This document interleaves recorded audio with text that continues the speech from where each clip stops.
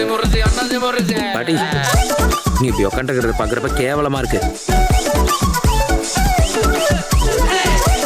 மேல் சட்டையை கலாட்டிட்டு மதம் எழுதி கொண்டிருக்கிறோம். உத்தியோக வாகனம் தான் பெரிய பிரச்சனை.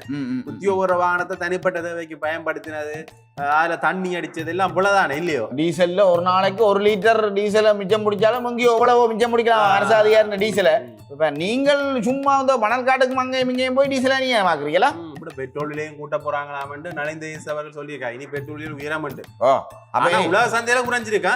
இலங்கையில நிறைய பல்கலைக்கழகங்கள் இருந்தாலும் யாழ்ப்பாண பல்கலைக்கழகத்தை பொறுப்பேற்கிற அந்த துணைவேந்தர் செய்தி நாடாப்பா பிரதான செய்தியா இருக்கும். ஏனென்றால் குறிகாட்டுவான் ஜெட்டி. சரியா நான் சொன்னது ஜெட்டி குறிகட்டுவான் ஜெட்டியா ஜெட்டி சரியா சொல்லி மஹிந்த ராஜபக்ச அவர்கள் ஆட்சி காலத்துல வரும்போது அவற்ற சொந்தக்காரரையும் மந்தக்காரரையும் தெரிஞ்சாக்களையும் தெரிஞ்சவங்களையும் கொண்டே சத்தம் பண்ணாம இருந்தீங்க. அதே மாதிரி இப்ப சத்தம் பண்ணா இருக்கும். பிரான்சின் துணை மேயரா ஒரு ஆள் பதவி ஏற்றிருக்கார். உங்களோட ஏரியா அடிச்சு விட்டீங்க. எங்கட ஏரியா அப்படிதான்டா பாது.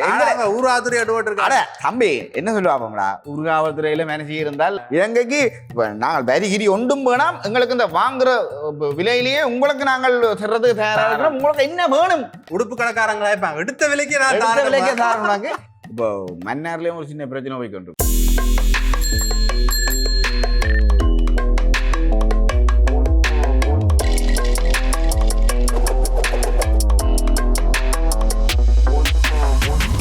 அடே தம்பி போமண்ணா ஆனாண்ணே எங்கடா வருஷத்துக்கு உருப்பெடுக்க போறிய? இல்ல சங்க கடைக்கு போனான் சாமான்கள் வேண்டிட்டு வந்தான். ஏன்டா மனுஷன் சொன்னது சீனியாதான் எல்லாத்தையும் போகணும். சங்க கடையெல்லாம் நீ இனி சங்க கடை தான் தஞ்சா. ஓமாடா அந்த சங்க கடையிலையும் மெனியல் ஜனங்கள் சங்க கடை தான் நீ கெதியன்று கிடக்க போதும் பேர். உண்மையிலேயே சங்க கடை தான் கெதியன்று கிடக்க போகுது. அதே எப்படி பெட்ரோலிலையும் கூட்ட போறாங்களாமட்டு நலிந்த அவர்கள் சொல்லியிருக்கா. இனி பெட்ரோலில் உயரம் உண்டு. உலக சந்தையில குறைஞ்சிருக்கா. சங்க கடையில பெட்ரோல் கொடுக்குற நிலைமை வருதோ முந்தி தெரியுமா? சங்க கடையில மண்ணெண்ணெய் கொடுத்தவங்க அப்படி ஒரு நிலைமை வருதோ தெரியாடா? கொடுக்குறவங்க சங்க கடையில சில சங்க கடையில இருக்கு. பக்கத்துல அந்த டேங்கல் புதங்கள் இருக்கிற சங்க கடையில இருக்கு கொடுக்குறவங்க நாங்கள் பாவிச்சு கொள்ளலாம். அது இல்லாம இன்னொரு முக்கியமான விஷயம், இந்த போலீஸாக்கள் ட்ரிப் அடிச்சிருக்கிறாங்களா? உண்மையிலே போலீஸாக்கள் ட்ரிப் அடிக்கிற பிழை இல்ல, உத்தியோகபூர்வ வாகனத்துல போயிருக்கிறான். அதுவும் அங்க இருந்து சிவில் உடையில இருந்து அது வேற விஷயம். ஆனா மேல் சட்டையை கலாட்டிட்டு மதம் அருந்தி கொண்டிருக்கிறோம். உத்தியோக வாகனம் தான் பெரிய பிரச்சனை. உத்தியோக வாகனத்தை தனிப்பட்ட தேவைக்கு பயன்படுத்தினது, அதுல தண்ணி அடிச்சது எல்லாம் இவ்வளவுதானே இல்லையோ? சுற்றுலாத்துறையில வந்த ஆக்களோட 2 பேரோட முரண்பட்டிருக்கணும் மக்கள். அத காணொலி எடுக்கிறத பார்த்து கஷ்டப்பட்டுதான் அவங்களும் உழைக்கிறாங்க, வேலை செய்யறாங்களோ, உங்களை பாதுகாக்கிறாங்க. ஒரு சின்ன பன்னெண்டு வேணும் தானே. அதுக்காக நீங்கள் உங்களோட பண்ணுக்கு மற்றவன் சம்பளம் இல்லை சரியோ? அதே மாதிரி பார்த்துக்கணும். இப்ப சுதந்திரம் என்றடா எல்லாருக்கும் சுதந்திரம் இருக்கு. ஜனாதிபதியும் பீச்சில் குளிக்கலாம் தெரியும், எல்லாருக்கும் சுதந்திரம் இருக்கு. ஆனா சுதந்திரம் என்றது என்ன? எங்கட நுனி மூக்கு வரைக்கும் போகலாம், தொடக்கூடாது. சுற்றுலா பயணிகளை தீண்டி இருக்கிறோம். உத்தியோகபூர்வ வாகனத்துல விற்படிச்சது பிள்ளை, தண்ணி அடிச்சது பிள்ளை இல்ல. ஆனா உத்தியோகபூர்வ வாகனத்திலேயே போயின்னு சொன்னால் அந்த வாகனம் சரியான முறையில் எங்க போகுதுன்ற கண்காணிக்கக்கூடிய அவர்ல தான் மிகப்பெரிய பிள்ளை தெரியும். எங்க போகுது எங்க வருது என்ற இப்ப பார்லமெண்டத்துல சொல்லிடாப்பா, பார்லமெண்ட் உறுப்பினர்கள டீசல்ல ஒரு நாளைக்கு 1 லிட்டர் டீசலை மிச்சம் முடிச்சாலும் இங்கேயும் எவ்வளவோ மிச்சம் முடிக்கலாம் அரசு அதிகாரி டீசலை. இப்ப நீங்கள் சும்மா இந்த மணல் காட்டுக்கு அங்கேயும் இங்கேயும் போய் டீசலை நீங்க வாக்குறீங்களா? என்ன செய்யறது? ஒன்றும் செய்ய இயலாது. எங்கட பேராசிரியர் வேல் நம்பி பொறுப்பேற்றுக் கொள்ள போறாராம் பல்கலைக்கழக துணைவேந்தர். இலங்கையில நிறைய பல்கலைக்கழகங்கள் இருந்தாலும் யாழ்ப்பாண பல்கலைக்கழகத்தை பொறுப்பேற்கிற அந்த துணைவேந்தர் செய்தி நாடாப்பா பிரதான செய்தியா இருக்கும். ஏனென்றால் அப்படி வரலாறுகள் இருக்கு அந்த பல்கலைக்கழகத்துக்கு. பெரிய சலசலப்பையும் ஏற்படுத்தினது கிட்டத்தட்ட தெரிவு அரசாங்கத்தோட இணைந்து செயல்வர்ற சிலரால்தான் இது நடந்தது என்றும் சிலர் வெளிப்படுத்தி இருந்தார்கள். என்ன சொல்லுவாப்பம், அது அந்த ஆட்சி என்றால் அப்படித்தான், அது காலங்காலமா அப்படித்தான். நீங்கள் இந்த மஹிந்த ராஜபக்ச அவர்கள் ஆட்சி காலத்துல வரும்போது அவற்ற சொந்தக்காரரையும் மந்தக்காரரையும் தெரிஞ்சாக்களையும் தெரிஞ்சவங்களையும் கொண்டே சத்தம் பண்ணாம இருந்தீங்க. அதே மாதிரி இப்ப சத்தம் பண்ணா இருக்கும். 2009 முதல் ஆட்ட கட்டுப்பாட்டுல இந்த பல்கலைக்கழகம் இருந்தேன் எல்லாருக்கும் தெரியும். அதுக்கு பிறகு ஒரு ஆள்ட கட்டுப்பாட்டுக்கு போகுது. வீணை வாசிக்கிற அந்த நிலைப்பாட்டுல போய் பிறகு திருப்பி. ஆனா மாணவர்கள் எல்லாரும் தலைக்காம தான் இருந்தாங்க. அவங்க கொஞ்சம் அடிக்கடி மாறி சிக்கலை கொடுத்தா அந்த பல்கலைக்கழகத்துக்குள்ள இப்ப பேர் அந்த கருப்பு கொடி ஏத்தின அந்த விவகாரமும் அவைய விசாரிக்கணும் அதுவும் ஒரு பக்கத்தால நிர்வாகமும் மாணவர்களோட கொஞ்சம் நிக்கணும். நிர்வாகம் தனியா தாங்கள் கலர்றது பிள்ளையான விஷயம். அவைக்கு இப்ப சம்பள உயர்வுகள் அப்படி இப்படின்னு எல்லாரும் சேர்ந்து போராடினோம். இப்படி முக்கியமான விஷயத்துக்கு உங்களோட அமைப்புகள் என்றது ஏன் இருக்குடாப்பா, சங்கம் என்றது ஏன் இருக்கு? ஒரு பிரச்சனை விரைக்க எங்கட ஒற்றுமையை சேர்ந்து காட்டுறதுதான் இருக்கு. இது தங்களுக்கென்று விரைக்க மட்டும் இந்த சம்பள உயர்வு விரைக்க மட்டும் எல்லாரும் அந்த ஊழியர் சங்கம் இந்த ஊழியர் சங்கம் வந்து அங்க பல்கலைக்கழகத்துக்குள்ள ஒன்றா சேர்ந்து போராடுவினும். மாணவர்களுக்கு ஒரு பிரச்சனை விரைக்க நீங்கள் அதுக்கு தான் சேர்ந்து போராடும். அடுத்த பிரான்சின் துணை மேயரா ஒரு ஆள் பதவி ஏற்றிருக்கார். உங்களோட ஏரியாண்டா இதை அடிச்சு விட்டீங்க. எங்கட ஏரியா அப்படிதான்டா பாது. ஊராத்துறை அட தம்பி என்ன சொல்லுவாங்களா, ஊர்காவல்துறையில மேனேஜர் இருந்தால் எங்கட ஊர்ல மேனேஜர் இருந்தால் யாருக்கடாப்பா ஒருத்து. இங்க வேற பிரான்ஸ் துணை மேயராக யாழ்ப்பாண பெண் தெரிவு சார்.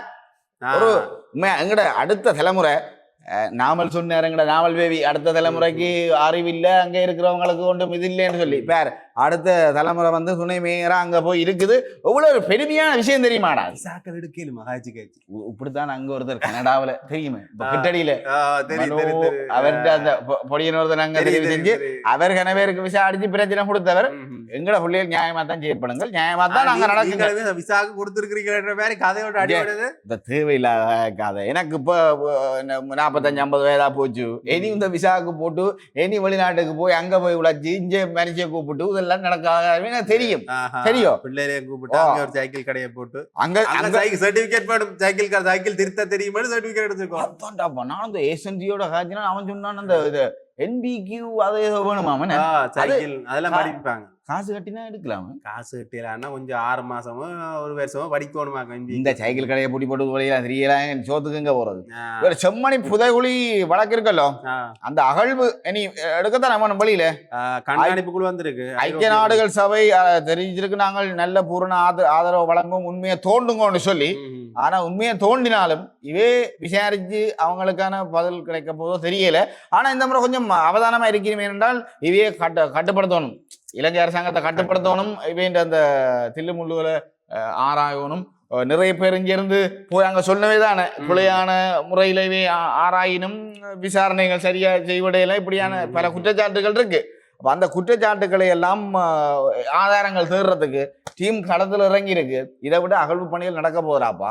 அகழ்வு பணிகள் நடக்க இந்த கண்காணிப்பு சபையும் இங்க வந்து நேரடியா இருக்க போகுது, இருந்து கண்காணிக்க போகுது. ஒருவருக்கும் தெரியாது, எனக்கு மட்டும் தான் தெரியும். நான் சொல்றேன்னா நீ முதல்ல எழுதிப்படாத. எழுதினா தானே கொஞ்சம் இது என்ன நடக்குதுன்னு தெரிய வர மக்களுக்கு. ரெண்டாவது இந்த ஐக்கிய நாடுகள் சபையை நீங்க நம்பிக்கொண்டிருக்கிறீங்களோ? இப்பயும் நம்பிக்கொண்டு இருக்க இல்லையடாப்பா. வேற தேசத்துல வேற வழி இல்லை. அதனால இதுதான் ஒரு வழி. இப்ப உன்னை கொண்டை உனக்கு மேல இருக்கிற தண்ணி கிணத்துக்கு கொண்டு அமுத்து விட்டால் அதுல ஒரு 5 அடிக்கு ஒரு படி இருக்கும். அதைத்தானே நீ பிடிச்சி ரை பண்ணுவேன் ஆக்கள் இல்லாண்டைக்கு. அதைத்தானே செய்யறது. சரி, நாங்கள் மேல இருந்து கயிறு வரமனு நம்பிக்கொண்டு இருக்கலாம். அது மேல இருந்து கயிறு வரமனு நம்பிக்கொண்டு இருக்கலாம். அது கிடக்கிறத வச்சு முயற்சி செஞ்சு இருக்கணும். சரி, அதே கூட இந்த நேற்று இந்த ஈராண்ட பிரச்சனைக்கு அடிச்சு விட்டாங்க. இவர் என்ன இது யாரடாப்பா அந்த அதி உச்ச தலைவரோட பேச்சுவார்த்தை நடத்துறேன்னு சொல்லி இருக்கிறார். ஆனால் அங்க பிரதமர் சொல்லி இருக்கிறார் எங்களோட கதை கேளு, மத தலைவர் சொல்லி இருக்கிறது என்னோட கதை கேளு, சபாநாயகர் சொல்லி இருக்கிறது என்னோட கதை கேளு. இவர் யார் இப்ப அதி உச்ச தலைவரோட கதைக்கிறார்? யாரோட கதைச்சான்னு இவர் கதைக்கிறார் கதை வந்தோன்னு தான் அவன் கொடுத்தவன் கொடுத்தான் பெரிய ஆடி. திருப்பி வேலும் திருப்பி பாரு கடிச்சிருக்கீங்க, திருப்பி தொடங்கி இருக்கு. திருப்பி ஒரு 2-3 பாப்போம். நானும் நிறைய பேர் கேட்டு நான் அமெரிக்காவுக்குள்ள இறங்கி ஈரானால் அடிக்கிறாதோ ஏன்னு கேட்டேன். நான் சொன்ன வந்தளவு பலம் பொருந்திய நாடு பலம் பொருந்திய இதுகளை தான் வச்சிருக்க மாட்டேன். நான் சொல்லி வேக முடியல அங்க கொடுத்து விட்டான் பெரிய அடி ஒன்று. இன்னொரு விஷயம் ஒன்று இருக்கு பாத்தீங்களா? என்னட்டா எங்கட ஈரான் வந்து எங்கிட்ட கேட்டிருக்கு, நாங்கள் உங்களுக்கு தாரத்துக்கு தயாரா இருக்காங்க, கப்பலை காப்பாத்திட்டீங்க நீங்க. தாரத்துக்கு தயாரா இருக்கு. இலங்கைய போல் தள்ளி விட்டாங்கடா அவங்க. இலங்கைக்கு நாங்கள் வரிகிரி ஒன்றும் வேணாம், எங்களுக்கு இந்த வாங்குற விலையிலேயே உங்களுக்கு நாங்கள் தர்றதுக்கு தயாரா இருக்கிறோம். உங்களுக்கு என்ன வேணும்? உடுப்பு கடைக்காரங்களா இருப்பாங்க, எடுத்த விலைக்கு என்ன வேணும் கேட்கிறான்டா. என்ன வேணும் ஆட்கள் பிடிச்சி கொண்டிருக்கிற சொன்னா அப்படி பட்டுவாங்க. அமெரிக்கா தார சாமான் பெறா விட்டுருமோ சொன்னாலும் இந்தியா வேந்து அங்க இங்க வாங்க உங்களோட கதை கூப்பிடுவானோ. இப்படி பல சிக்கலுக்குள்ள மண்டைய முடிஞ்சோன்னு. ஆனா இவைகளுக்கு ஒரு சந்தர்ப்பமா போச்சுடாப்பா. என்ன சொல்லுவாப்போ மத்திய கிழக்குல பிரச்சனை, இப்ப சாமான் விலை கூட போகுது, அப்ப விலை கூட்டுவோம். சுற்றுலாத்துறையில வருமானம் இல்ல, அதை இதுல ஓட்டு மாட்டு செஞ்சு என்ன செய்ய தெரியாது முடிச்சோரு தாங்களுக்கு இது ஒரு குறைக்கலாம். ஓம். இன்னொரு முக்கியமான விஷயம், 9ஆம் தேதி அடுத்த மாதமா இந்த மாதம் இல்ல அடுத்த மாதம் 9ஆம் தேதி நாடாளுமன்றத்துல ஈஸ்டர் தாக்குதல் விவாதம் நடக்க போகுது. இன்றைய 9ஆம் தேதி மட்டும் இல்லையா, முதல் வந்த 9ஆம் தேதிகள்ல எல்லாம் நடந்தது. புத்தகம் ஒன்று வெளியிட போறவர் அவர் இப்ப அவரை கைது செய்யறதுக்கான நடவடிக்கை நடக்க போதாம் என்ன காப்பாத்துங்கன்ற மாதிரி அவர் ஒரு கதை விட்டுருக்கிறார். ஆளாளுக்கு ஒரு புத்தகம் இந்த முள்ளிவாய்க்கால் பிரச்சனை சம்பந்தமா ஒரு ஆள் புத்தகம் வெளியினது. இப்படி நிறைய புத்தகங்கள் வெளிவந்து கொண்டே இருக்கு. தமிழர்களுக்கான தீர்வோ அல்லது இந்த ஈஸ்டர் தாக்குதலுக்கான தீர்வோ கிடைச்சாண்டா சிக்கலாம். சுரேஷாலே கைது செய்யப்பட்டிருக்கிறார். நியூஸ் வந்தா அப்புறம் பெருசெல்லாம் அடிச்சோன்னு போனாங்க. பிறகு அதோட மூடிமா அதை காண இல்லை அந்த கட்டதை. சரி விடுங்க. அது ஒரு பக்கத்தால இருக்கோட இன்னொரு முக்கியமான விஷயம் அறிஞ்சனீங்க. வடமாகாண சபைக்கு வடமாகாணத்துக்கு சபை என்றுதான் எனக்கு வருது. அது இப்ப செயற்பாட்டிலே இல்லை. வடமாகாணத்துக்குடா சுற்றுலாத்துறையை மேம்படுத்துறதுக்கு இப்ப எங்கட பிரதிநிதிகளோட கதைச்சிருக்கிறார் எங்கட இவர் ஆளுநர். தனிப்பட்ட முறையில ஒரு இது நடந்திருக்கு, நேற்று நடந்திருக்கு கலந்துரையாடல் உண்டு. அப்ப அதுல சொல்லப்பட்டிருக்கு என்னன்னு சொன்னால், இன்னும் கஷ்டப்பட்ட இடங்களா இது இருக்குது வடமாகாணம், அபிவிருத்தி செய்யப்படாத இடங்களா இருக்கு வடமாகாணம். அப்ப சர்வதேச கடன் உதவிகளை இங்க கொண்டு வரதுக்கு, சுற்றுலாத்துறை சம்பந்தமான விஷயங்களுக்கு கொண்டு வரதுக்கு நீங்கள் முயற்சி செய்யும் கொண்டு சொல்லி நேற்று ஒரு ஆளோட கதை பட்டிருக்குது. அப்ப சரி காசுகளும் பிளங்குதுன்னும் கேள்விப்பட்டோம். அவர்கிட்ட இல்ல இந்த சுற்றுலாத்துறைக்கு அரசாங்கம் காசு கொடுக்க போகுது. அப்ப என்ன சொல்லுவாங்கடா, வடமாகாணத்துக்கு உண்மையிலேயே சுற்றுலாத்துறைக்கு இந்த காசுகள் மாறது, நிதி ஒதுக்கீடுகள், கடன்கள் தன்னும் இங்க மாறது எல்லாருக்கும் சந்தோஷம்தான். ஆனா அது சரியான முறையில பயன்படுத்தணும்.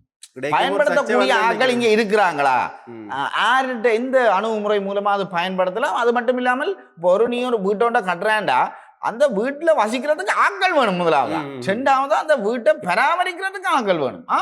அப்படி நீங்கள் ஒரு சுற்றுலாத்துறை சம்பந்தமான விஷயத்த செய்யறீங்கன்னு சொன்னால் அது இந்த பிரதேச சபை, நகர சபை இதன் மூலமா நீங்கள் செய்கிறதன் மூலமா அது அந்த பிரதேச சபையின் கண்காணிப்புக்குள்ளையும் பிரதேச சபையின் நகர சபையின் கட்டுப்பாட்டுக்குள்ளையும் அவங்களோட பராமரிப்புகளையும் பெறும். ஒரு விஷயத்த கட்டுறது பெருசு இல்லையாப்பா, தொடர்ந்து பராமரிச்சு போகணும், அதுதான் பெருசு. ஆனா அந்த காசுகள் சரியா சிலவழி கொண்டு முடிக்கும். அதான் இப்ப நகரசபை பிரதேச சபையில நீங்க ஒப்படைச்சீங்கன்னு சொன்னால் அவன் அங்க கூட்டத்துல கிண்டுவான் கிளறுவான் தானே, அதுல கலவு நடக்காது. சரி, நீங்க தனிப்பட்ட முடிவெடுத்து இந்த இடத்துக்கு 5 கோடியை கொண்டாங்கோ, நாங்கள் வளைச்சு ரோட்டா போட போறோம், இப்படி கதைக்க கூடாது. சரியோ, இன்னொன்று என்னன்னா இந்த முடிவுகள் எடுக்க கூடாது. பிரஜாசக்தி உள்ள கொண்டுறதுக்கான காரணம் இதுவாம் இருக்கலாம். இப்ப அதையும் உண்மையாவே திசநாயக்க அவரும் ஊழலை ஒழிக்கணும், அப்ப இப்படி ஒரு சிசத்தை கொண்டா ஊழலை கட்டுப்படுத்தலாம் அவன் யோசனையெல்லாம் அவர் இருந்தவர்.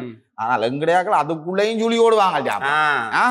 அதான் அடுத்து இந்த பால்மா கோதுமமா விலை புத்தாண்டு வரை உயராது, அதுக்கு பிறகு உயரும். புத்தாண்டு சிங்கள ஜனம் புத்தாண்டு தான் முக்கியம். அப்ப அதுக்கு பிறகு நாங்கள் உயர்த்த வேண்டிய மாதிரி நான் சுக்கா சொல்லி இருக்கிறோம் போல இருக்கு. அடுத்த இனி எரிபொருள் விநியோகம் சீராடம்பரம் சொல்லிக்கணும். சீராடம்பரம் முக்கியம் இல்லை, எப்ப விலையை குறைப்பிக்க சீமேந்திர விலையிலும் கூட்டி போட்டாங்க தெரியுமா. இதுக்கு தான் ரணில் இருக்கேக்க ஒரு பேச்சு ஒன்று பேசினேன் தெரியுமா. இவர் எல்லாத்தையும் டக்கு கூட்டுறாரு. இந்த IMF உடன்படிக்கை ஒன்று செய்யணும், எல்லாம் பிழைக்க போதா. IMF எங்களை ஆள போறாங்க, தாங்கள் இங்க எப்ப கடந்தறிவியல் நாட்டுக்கு வருவியலோ ஒரு விஷய பார்க்க வருவியலோ என்ற மாதிரி இப்ப திரியும் பேரா எல்லாம். அடுத்து அந்த அவன் IMF சொல்லி போட்டான்டா. அவன் சொல்லி போட்டான் வடகுடா பிரச்சனை, பூவோட பிரச்சனையால கடன் தாரதுல கொஞ்சம் சிக்கல் இருக்கும் போல கிடக்குது நீன்னு சொல்லி அவனும் சொல்லி போட்டான். சீராக மட்டும் கடனும் வேண்டியலாது. அடுத்த குறிகாட்டுவான் ஜெட்டி, சரியா நான் சொன்னது ஜெட்டி குறிகட்டுவான் ஜெட்டியா ஜெட்டி சரியா சொல்லணும். ஜெட்டி சரியா சொல்லணும். அது 984.73 மில்லியன் செலவுல புனரமைக்கிற பணிகள் ஆரம்பமா. நானும் கிட்ட இல்ல நயனாதேவிக்கு போனேன். போய்க்கு அங்க எல்லாம் செஞ்சு கொண்டு இருக்கிறாங்கல்ல, எல்லாம் மழை கட்டி சுத்தி நல்லா செஞ்சு கொண்டு இருக்காங்க. நல்ல விஷயம் தான், சரியான முறையில் அதுகள் இருக்கணும். அது மட்டும் இல்லாமல் ADB இணக்கம் தெரிவிச்சிருக்கு. 200 மில்லியன் ரூபாய் ஒதுக்குறதுக்கு உடனடியா இப்ப விடுவிக்கிறோம். 480 மில்லியன் ரூபாய் ஒதுக்கி இருக்கிறோம் இலங்கை காண்டி. அப்ப இலங்கைக்கு ஓரளவு ஒரு பக்கத்துல இருந்து உதவிகள் வந்தோன்றிருக்கு. ஆனா என்ன இவை செய்யறதை பொறுத்து தான். இந்த மனித உரிமைகள் சம்பந்தமான விஷயத்துல இவை கொஞ்சம் தீர்க்கமான முடிவெடுக்கணும்னு சொல்லி அழுத்தம் கொடுத்திருந்தவை. இதுகள் எல்லாம் சரியா செய்யணும். செம்மணி விவகாரத்துல சரியான முடிவெடுக்கணும்னு சொல்லி இருந்தவை. இதெல்லாம் சரியா செஞ்சா மற்ற சர்வதேச நிறுவனங்கள்ட்ட இருந்து நிதிகள் போடலாம். இப்போ மன்னார்லயும் ஒரு சின்ன பிரச்சனை போய்கொண்டிருக்கு. மன்னார்ல அந்த சோதனை சாவடி இருக்குல்ல, அது என்னமே அகற்றப்படையில இது ஒரு மனித உரிமை மீறல் என்ற மாதிரி ஒரு என்னடா உனக்கு இந்த நேரம் சரி நீங்க கதைங்க. இது என்ன போன்? இது ஐபோன். ரெண்டோட்டை இருந்தாலும் ஐபோன் சொல்லி கொடுத்தீங்க எவ்வளோ இந்த போனில் வச்சிருக்கிறீங்க அதில் எடுத்து போடுங்க வரடாப்பா சொல்ல வீடியோவில் எடுத்து போடுங்க சரியோ இப்போ மன்னார்ல அந்த அந்த வார அந்த இது இருக்குதானே வரவேற்பு அதுல அந்த ஆமிக்காரர் எல்லாரையும் மறைக்கிறாங்க போலீஸ் எல்லாரையும் மறைச்சு செக் பண்ணுது ரெண்டு சனம் கொந்தளிச்சு கொண்டிருக்கும் அது கனகாலமா அந்த கொரோனாக்கு போட்ட இதடாப்பா இன்னும் மடக்கையில இப்ப அதை இருக்கா திறந்து விடணும் அதை சுமமாக்கணும் என்ற மாதிரி ஒரு கதை உண்டு மன்னாரால உண்மையிலே அதுல போட்டிருக்க நிறைய நன்மைகள் இருக்குது தீமைகளும் இருக்குது என்ன சொல்லுவாப்போம் நிறைய வந்து தேவையில்லாத விஷயங்களை கடத்தி வந்துட்டு போகும் போயிட்டு ஆனா என்ன சொல்லுவாங்க அப்ப நல்ல இப்ப எல்லாரும் நல்லவர்கள் எல்லாரும் கெட்டவர்கள் இல்ல தானே அதற்கு எடுக்கணும்னு சொல்லி மனித உரிமை இது மீறல்ன்ற மாதிரி ஒரு பிரச்சனை போய்கொண்டிருக்கும் மன்னார் பக்கம் மன்னார் பக்கம் போனியேண்டா இந்த போன்ல இருக்கா வீடியோ எடுத்து இதுல எடுத்து போட போறேன் என்ன மன்னாருக்கு இப்ப போற ஐடியாலாம் இருக்கிறேன் பாப்போம் பாத்துட்டு போயிட்டு எடுத்து போடுவோம் சரி சரி சரி சரி சரி வெளிக்கிடு போயிட்டு வா நாளைக்கு என்ன மாதிரி வீடியோ எடுத்து போடு போடுறேன்